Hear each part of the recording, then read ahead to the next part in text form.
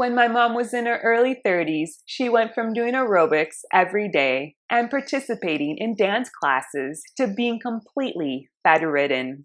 With having a young family, she pushed herself, which often ended in her being in bed for days to weeks at a time. She crawled through life, searching and searching for a diagnosis.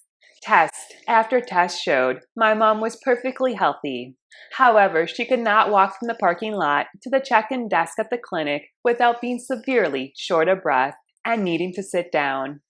Finally, after many years, a diagnosis was given: chronic fatigue syndrome. My mom clung to this medical condition. It was the only thing which validated her medical issues. My mom went to support groups for chronic fatigue syndrome. Her symptoms often did not match those of her peers. Her medical condition seemed to be its own unique disease.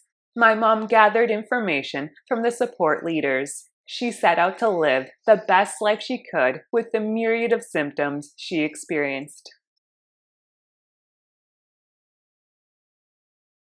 As the years passed, I noticed I also had many of the same symptoms as my mom, but I brushed them aside. My unrelenting fatigue was nothing more than me getting old. The aches and pains I had in my muscles were just signs I was no longer a young child. In 2009, my health did a dramatic nosedive, just like my mom's health crashed many years before. Although chronic fatigue syndrome was a possible diagnosis, I knew there was something else plaguing my mom and me. After searching to the ends of the earth, I discovered the medical condition mitochondrial disease.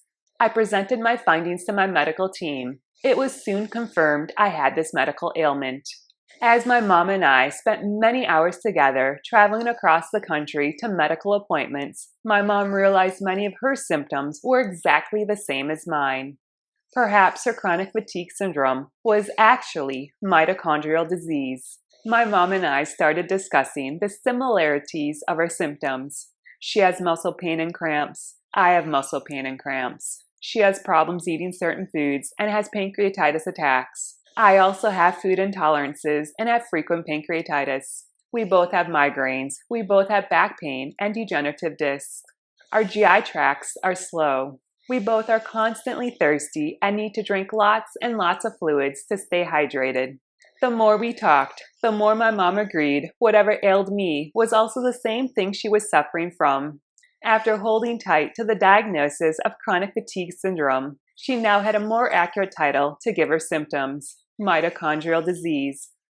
However, after so many years of having chronic fatigue syndrome listed on her medical charts, the diagnosis of mitochondrial disease often does not get added to her records. Many doctors are unfamiliar with mitochondrial disease. It is often easier to state my mom has chronic fatigue syndrome than try to explain what mitochondrial disease is. Thank you so much for joining me. Please remember to like and subscribe down below.